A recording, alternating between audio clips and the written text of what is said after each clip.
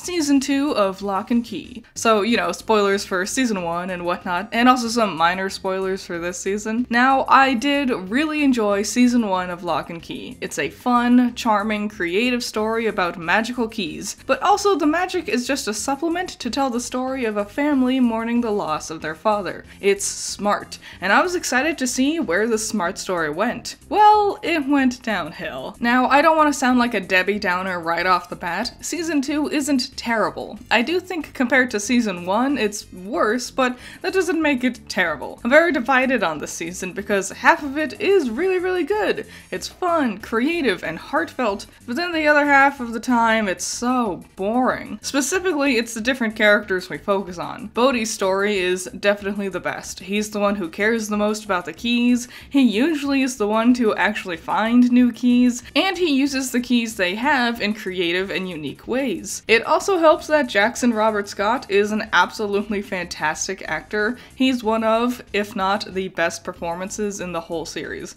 Super well done. And Bodhi's story gets really interesting because he gets to spend a lot of time with his uncle Duncan, and their relationship and their struggles with loss is the biggest heart of the season. These were the scenes I loved to see, and I wanted to see a lot more of them. Bouncing over to the oldest of the Locke kids, Tyler's story was also really intriguing. He and his girlfriend are going to be 18 soon, and when you become an adult, you forget about magic. Something his girlfriend is even starting to experience. Tyler spends the season trying to figure out a way that he and Jackie can keep their memories of magic and the keys, and that is also very heartfelt and interesting. Bodhi and Tyler have goals and develop with others, and the relationships they have are not only endearing, but develop in ways that help the boys themselves to develop further. But then there's Kinsey. Kinsey's story is trash. Most of it is just bland teen drama. Oh, boo-hoo! Who do I want to be my boyfriend? Really? Really? She doesn't even use the keys, at all. Bodhi uses the keys every chance he can for different interesting reasons. Tyler is actively trying to study the keys and magic in general. Kinsey is seemingly content to just use the head key to hang out and listen to music. Seriously, she doesn't do anything. It also doesn't help that her film club friends are really not the best actors. They're not awful, and I hate to say this because I know acting isn't easy and they're all clearly still young and new at this, but the film club consistently sounds the most rehearsed. But at the very least, I can say Kinsey is trying to do something, which is more than I can say for our sorry excuse of the villains. Hands down, the villains are the worst part of this season. They are bland and boring, their actions make no sense, and again, I hate to say it, but these two just cannot play the part. Which sucks, because they were fine in Season 1. I think it's just a case of asking too much out of them. Halea Jones did a good job portraying Eden as a snotty rich bitch,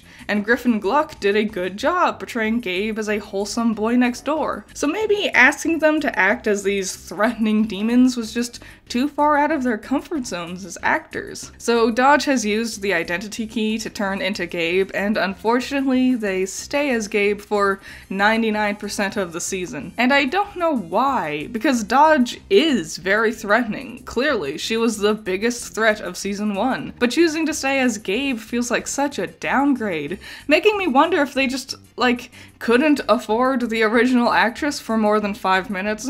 Gabe and Eden's partnership also makes, no sense. First of all, Eden's demon never gets their own name, so we just keep calling her Eden the whole time, which is mildly confusing, but whatever.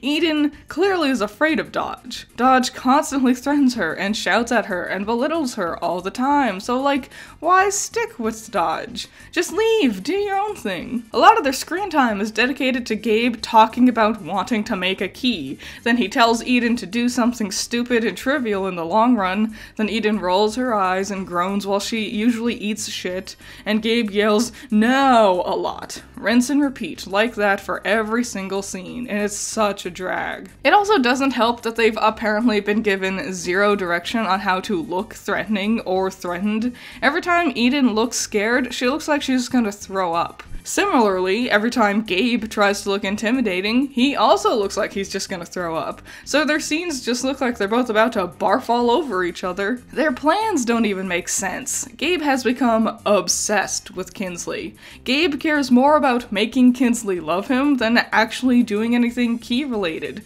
and it just makes it all feel like watered down Sabrina the Teenage Witch. I'm fine with teen romantic drama, I just wish it was compelling and helped the characters develop. Gabe and Eden's machinations also barely affect Tyler or Bodhi for most of the show. The plot seems entirely tied to Kinsley and her boring hemming and hawing about what boy to date, and her lame film club friends talking about making their crappy movie, and it's just like none of this is compelling or interesting. They don't use keys or magic or anything. Bodhi and Tyler are running around having crazy fun adventures with the giant spiders and dealing with memories, and Kinsley just isn't there. You have magical keys that do crazy awesome stuff. Why are you seemingly so uninterested in them? Amazing magic right at your fingertips, and all you want to do is color in pictures and listen to your iTunes playlist? Even when the magic catches up to Kinsley, she doesn't even do anything with it. Remember in season 1 when she took her fear out of her head,